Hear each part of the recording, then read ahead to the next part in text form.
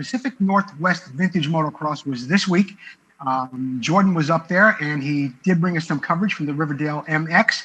We have a little video coming up, and we've got Brandon giving the race coverage. Where do you see this? You're gonna put me out to work, this kid. Where do you see this video that Jordan put together with Brandon? Hey guys, welcome back to Vintage Motocross Q&A. I'm getting ready to go on what are they called? Vintage Novice. What bike is that? 1983 CR60. What's your other bike? 86 CR80. What year were you born? 2009.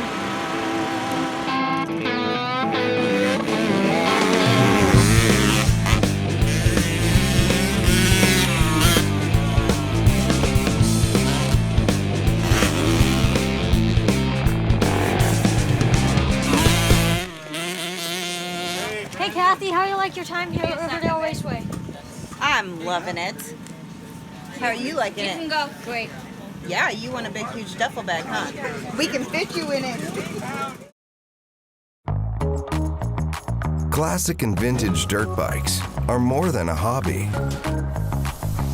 It's not just about the ride. It's about the work that goes in.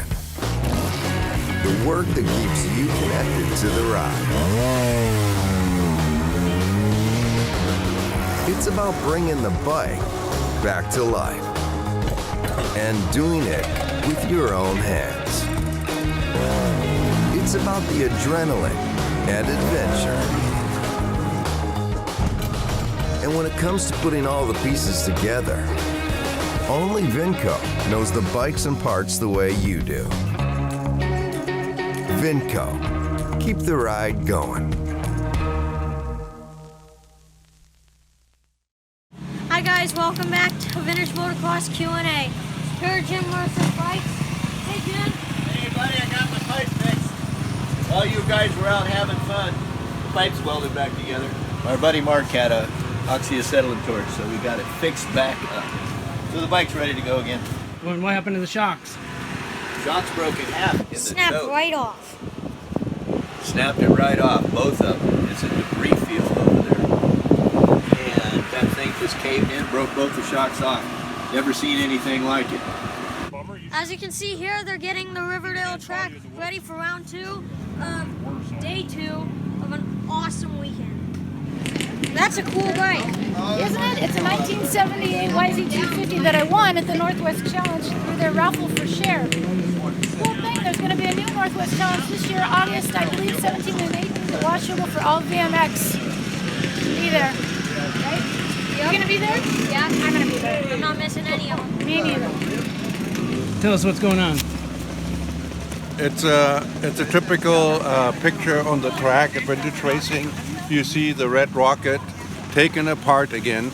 So let's ask the owner of this beautiful bike, Dave Kramer, what is the problem today? Or I mean this afternoon. We're trying to find out what the problem is with this beautiful bike here. Neglect?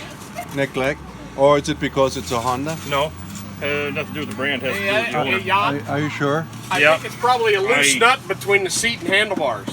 This is kind of like a typical picture we know from you, pushing the bike off the track or taking it apart in between your motos. I wonder, pushed yet. Aren't you a mechanic?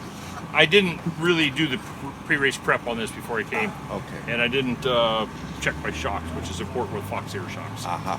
There we go. And didn't tighten my front brake lever, and of course I had my petcock leaking yesterday, but it quit. Yep. All right. So here's the typical day at the racetrack. Thank you, sir. He has to name his hair. Hiding your baldness. Yes, I'm hiding my baldness. Now, what was your question? Tell us about your bikes. Well, this is a 1980 Mako 440 that I rebuilt with the help of Fritz Gunther, and it's back to close to being like new. Runs really good, and it suits me well. Goes real fast and takes care of the bumps. And this one, this is a 1977 Mako 400, and you'll see the difference here is that it's not as much suspension in the front or the back, but it's still a fantastic motorcycle. This young man looks like he'd fit right into it. You want to tell me what this gap right here is about? Well, I think that's just how they manufactured it, and it has really nothing to do with other than that's how it worked out. This is Fritz's 490. This is a 1981. It's the next year after this one.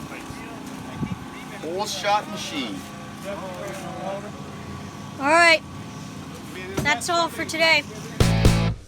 What a great job by Brandon up there. And from what I understand, and I was talking to Jordan about this, Brandon was really fast too on that CR80. It wasn't a schoolboy class. There wasn't a class for him to ride in. So they put him in with some novice riders on bigger bikes, and he was keeping up with and passing a lot of the 250 novices that were riding up there this past weekend. Brandon, I want to thank you so much for all your work out in the field. And if there's another race up there, I think we're going to let you loose again. I like the question about what about the gap between the seat and the gas tank on that Mako and the broken shocks. And boy, I'll tell you, the kid's got a future, I think. Jordan, great job with the coverage. And Brandon, thanks once again for being up there and helping Jordan with our race day coverage.